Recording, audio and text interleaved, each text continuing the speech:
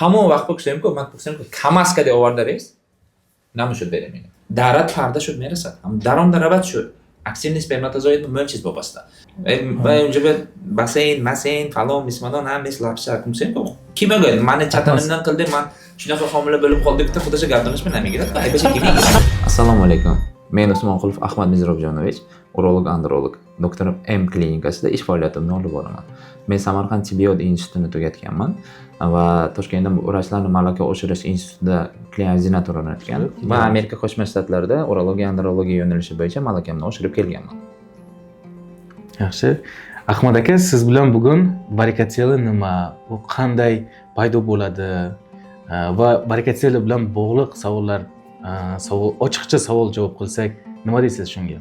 Juda ham zo'r. Bu juda ham aktualniy tema. Ko'p savollar bo'ladi bemorlardan. Ko'p shunaqa shikoyat bilan kelishadi.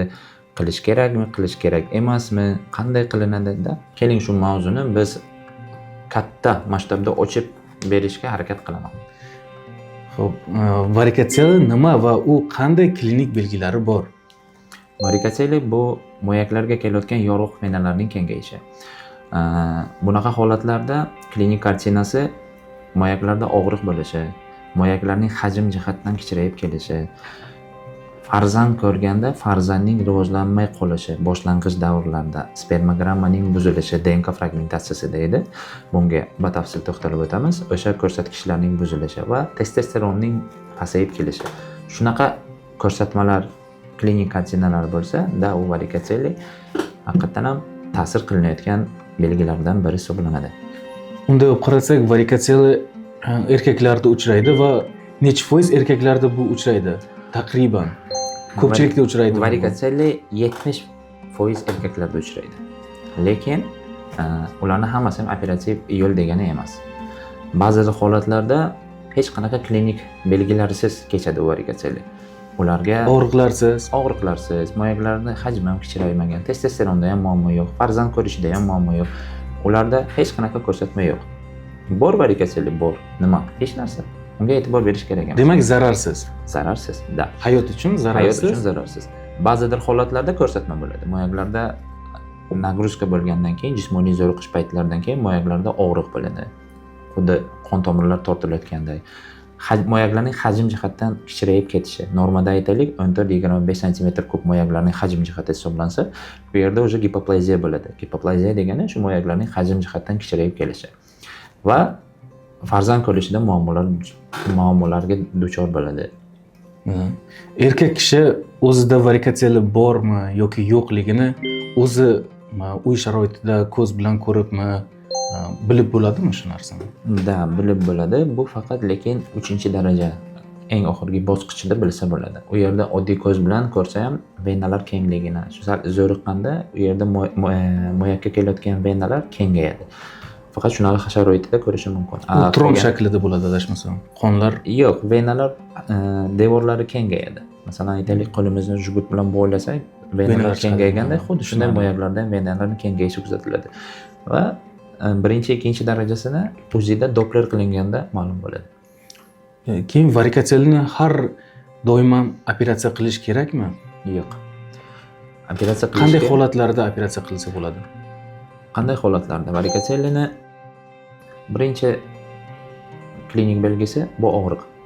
Og'riq bo'layotgan bo'lsa, moyaklar hajmi kichraysa, spermogrammasida o'zgarish bo'lsa, testosteron tushib ketsa.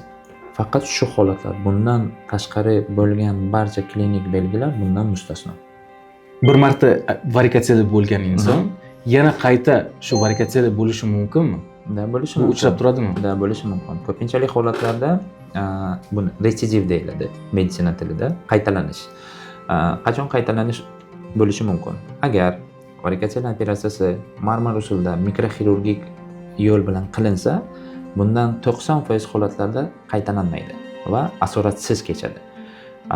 Eski usullar bor, Ivanisevich usullari. U yerda 60% holatlarda qaytalanish va asorat berish mumkin. Asorat degani bu operatsiyadan keyin bo'ladigan ayrim kasalliklar, aytaylik moyak istisqosi, vazyanka deydi. Moyakning ichida ortiqcha suyuqlikning to'planishi Arteriya qon tomirlarini kesib tashlasa, moyaklar gipoplaziyaga uchraydi. Bu yerda ta'minoti buziladi, moyaklar borib qurib keladi.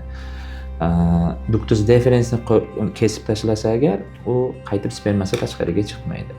O'shaning uchun mikroxirurgik yo'l bilan marmar usulida operatsiya qilinganda, optikani ostida har bir venalarni alohida ajratib olish imkoniyati bo'ladi. Shuni yana so'ramoqchi edim. Sizlarning klinikangizda, Doktor M klinikasida ana shu marmar usulida operatsiya qilish mavjudmi? Da. Biz faqat marmar usulida mikroskop ostida varikoselektomiya operatsiyasini bajaramiz. Tushunarli. Bu varikosela ko'pincha o'smirlarda ham uchraydimi? Va o'smirlarda uchraganda operatsiya qilish kerakmi yoki qanday oldini olishni tavsiya berasiz? Juda ham to'g'ri savol. Bu savolga har bir shifokorni nazariy qarashi har xil. Mening qarashim, o'smirlarda bu juda ham delikatniy вопрос. Agar to'g'ridan to'g'ri ko'rsatma bo'lmasa, o'sha darajasi katta bo'lmasa, moyagida og'riq bo'lmasa, tegish kerak emas. Nima uchun? Chunki ularda reproduktiv funksiya hali rivojlanmagan. U yerda agar marmar usulida qilinmasa, mikroxirurgik yo'l bilan qilinmasa, arteriyasini kesib qo'ysa agar, ertaga o'sha o'smirda farzand ko'rish ehtimoliyati orqaga surilib ketadi, spermogrammasiga ta'sir qiladi. Da. Bu o'shanaqa holatlar kuzatiladi. Shuning uchun o'smirlarda ko'rsatma bo'lmasa, tegish kerak emas. Tushunarli. Mana bu holatlarda-chi, agar uylanmoqchi bo'lsa, to'ydan oldin erkak kishida varikosela aniqlansa, to'ydan oldin buni operatsiya qilish kerakmi yoki yo'qmi? Nima deb o'ylaysiz? Bunaqa holatlarda biz bemorlarga birinchi spermogramma topshirishni tavsiya beramiz. Bo'ydoq bolalarda sperma topshirishni o'ziga yarasha tartib qoidalari bor. Bir marta sperma topshirilgandan keyin har 3 kunda 3 marta sperma topshiradi. Birinchi, 3-chi va 6-chi kunda sperma topshiriladi. Nima uchun bunday qilinadi? Chunki jinsiy hayot bilan regular shug'ullanmagan erkak kishida spermani o'ligi ko'p bo'ladi. 3 kunda topshirishni maqsadi shu. Oxirgi topshirilgan spermogramma o'sha tahliliga qarab, varikoselaga haqiqatan ham ta'sir qilayotgan bo'lsa, yuqorida aytilgan klinik ko'rsatmalari bo'lsa, operatsiya qilish mumkin. Agar bo'lmasa, tegish kerak emas. Tushunarli. Mana shunaqa nimasini dedingiz-ku, darajada 3-chi varikoselada 3-chi daraja bo'lsa agar, bemorni operatsiya qilish kerak, lekin bemorlar bosh tortib, shunaqa vaziyatlar bo'lganmi? Bo'lgan. Qarshilik qilib operatsiyaga. Bizni xalqimizga operatsiya desa, ularda ko'pinchalik qo'rquv, albatta qo'rquv bo'ladi. Ular voy, meni kesadi, voy, men nima bo'laman, voy, nima bo'lishi mumkin? Chunki shunaqa zamonda yashayapmiz. Ular o'zlaydi buni yomon tomonini. Unaqa holatda siz bemorni majburlay olmaysiz, chunki bu hayotiga hech qanaqa xavf solmaydi. Bu turmush tarzining pastligi. Boshqa hech qanaqa bu yerda ortiqcha narsa yo'q. Bemor bosh tortsa agar, siz unga boshqa yo'nalishdagi yordamlarni taklif qilasiz. Masalan, agar spermasiga ta'sir qilayotgan bo'lsa, varikoselasi yo'q, menga kerak emas operatsiya. Marhamat, u yerda texnologiya, eko qiling, X qiling. Shunaqa yo'nalishda ularga yordamchi texnologiyalar tushuntirib berasiz. Varikoselada operatsiya jarayoni qancha vaqt davom etadi? O'rtacha bu endi как individualniy podход deylik. U yerda ochilgandan keyin har xil turlari bo'lishi mumkin. Ba'zi holatlarda bo'ladi, shu 3-4 ta vena bitta joyda to'planib turgan bo'ladi. Uni operatsiya qilish oson bo'ladi. 15-20 minutda tugatasiz. Ba'zi odamlarda bo'ladi, to'lachadan kelgan semizlik bo'lsa agar, u yog'ni ichida har birini bitta ajratib olish sal ko'proq vaqt talab qiladi. Bo'lgan holatlar 15 minutda ham tugatgan holatlaringiz bo'ladi. Shunaqa holatlar bo'ladi, 1 soat ham kerak bo'lsa davom ettiriladi. Buni siz oldindan aytib bera olmaysiz. Nisbatan aytasiz mana. Ozg'in odam keldi, xursandsiz. 15 minutda tugatasiz operatsiyani.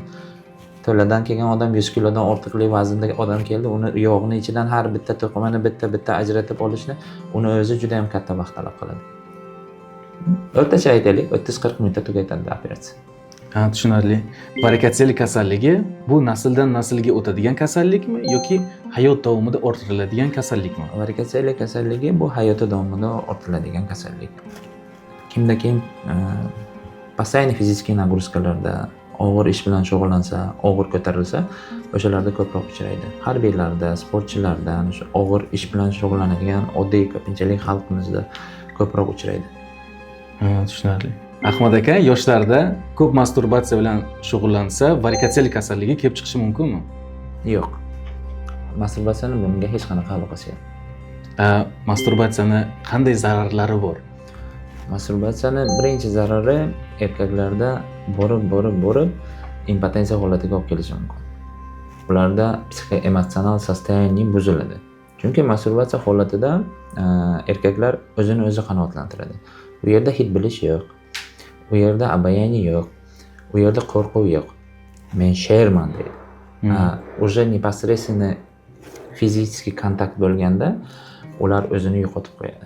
Qizlarning oldiga kelganda уже jinsiy aloqaga kirayotganda jinsiy olat turmasligi, juda ham tez bo'shanishligi shu holatlarga olib keladi. Shuning uchun masturbatsiya bu yaxshi emas. Masturbatsiyani plyuslari ham bormi? Erkaklar uchun? Yo'q. Hech qanaqa plyusi yo'q. Qisqa lirik chekinish bo'ldi va o'zimizni mavzumizga qaytamiz. Varikatsiyada qanday holatlarda operatsiya foyda bermaydi? Juda ham hozirgi zamonda aktualniy. Qanday holatlarda foyda bermaydi? Moyaklarning hajmi o'zi juda ham kichkina bo'lsa, moyaklarning hajmi juda ham kichkina bo'lsa, gipoplaziya bo'layotgan holatlarda uni siz o'zi qaytib o'stira olmaysiz. Eski holatiga qaytib kelmaydi. U yerda ma'lumdir operatsiya qilish mumkin o'sha holatda saqlanishiga, lekin boshqa analizlari bilan birgalikda ko'riladi bunaqa holatlar. O'sha yerda qaror qabul qilinadi. Nimaga? Ko'pinchalik nima uchun varikatsiyalar operatsiya qilinadi? Varikatsiya shu farzand bo'lmasligi, og'riq bo'lishi uchun. Asosiy farzandi uchun operatsiya qilinadi. Xo'p, ras shu narsaga kelyaptimi? Spermogramma albatta tekshiriladi. Spermasini ko'rsak, u yerda aktiv spermogrammasi bo'lmasa, standart bo'yicha VOS protokolidan aytaylik A, B kategoriyasi 30% normal sperma bo'ladigan holatda 1%, 2% bo'layotgan bo'lsa, u varikatsiyalar operatsiya qildingiz, qilmadingiz hech qanaqa naf bermaydi. U o'zgarmaydi. Eski holatiga qaytib kelmaydi. Chunki o'sha yerda yillar o'tib ketgan. Moyakning ichida ikki xil hujayra bo'ladi. Sertoli va Leydigga deymiz. Sertolidan testosteron, Leydigdan spermatozoidlar ishlab chiqariladi. Ana shu Leydig hujayralari buncha vaqt mobaynida nobud bo'lgan bo'lsa, uni qayta tiklab bo'lmaydi. Ko'pinchaliklar aytadi-da, "Men varikatsiyalar operatsiya qildim, menda hech qanaqa o'zgarish bo'lmaydi." Xo'p, sizda qanaqa daraja edi? Ana shunaqa daraja edi. Sizga nima taklif berildi? Operatsiya qilish. Operatsiyadan oldingi analizlaringiz bormi? Ha. Ko'rasiz? Bu yerda operatsiya qilishga o'zi foydasi ham. Uni o'zi o'tib bo'lgan u narsa. Bu yerda hayot turmush tarzini yaxshilash mumkin, lekin spermogrammasi ko'tarilmaydi. O'sha tabiiy homiladorlikka imkoniyati juda ham pasayib kelgan holatlar bo'ladi. Unaqa holatlarda yordamchi texnologiya Eko X ga o'sha yerga yuborasiz. Ana shu holatlarda foydasi yo'q. Bu varikatsiyalarni operatsiya qilgandan keyin yana qaytarilishi mumkinmi shu holat? Agar varikatsiyalar operatsiyasi mikroxirurgik yo'l marmar usulida optikani ostida qilinmasa, qaytalanish ehtimoliyati yuqori bo'ladi. Nima uchun? Oddiy ko'z bilan ko'rinmaydigan venalar bo'ladi. Hech bo'lmasa optik ochkilar bor hozir. 8-16 marta zoom katta qilib ko'rsatib beradi. Elektron mikroskoplar, eng qulay elektron mikroskop. Bu yerda siz 32 dan to 256 gacha katta qilib beriladigan va har bir kesilayotgan narsani o'zingiz kontrol qilasiz. Xotu limfa bo'lsin, xotu arteriya bo'lsin, xotu vena bo'lsin, xotu ductus deferens, yonidagi to'qimalar hamma narsani ajrata olasiz. Va faqat refleks berayotgan qop-qora ko'm-ko'k venalarni ajratib kesib olinadi. Va shunaqa holatlarda qaytalanmaydi. Tushunarli. Demak, Ahmad aka, varikatsiyalarni operatsiya qilib bo'lgandan keyin nimalar qilish mumkin emas? Ovqatlanishda yoki jinsiy hayotda qancha vaqt? Operatsiyadan keyin bitish jarayoni 1 oy zo'riqmaslik, jismoniy zo'riqmaslik 1 oy. Gazli ichimliklar, spirtli ichimliklar, parilkalar, issiq banyalar va tamaki spirtli ichimliklar mumkin emas. Qolgan ozuqalardan tabiiy toza mahsulotlardan bemalol bo'yni istiqomat qilishi mumkin. Bizlarda operatsiya mahalliy narkoz ostida qilinadi. Operatsiyadan keyin bu bir kundan keyin javob berilamiz. Bemalol o'z oyog'i bilan chiqib ketaveradi. Qancha vaqtdan keyin jinsiy hayot bilan Qachon xohlasa, qachon o'zi xohlasa bemalol. demak hech qanday zarar yo'q. Ограничение yo'q bunda. Bunda hech qanaqa ограничение yo'q. Tushunarli Ahmad aka. Bugungi suhbat uchun sizga kattakon rahmat. Sizga kattakon rahmat. O'ylaymanki, tomoshabinlarga juda ham foydali kontent bo'ldi deb. Kattakon rahmat sizga, ishlaringizga omad. Rahmat. E'tibor uchun rahmat.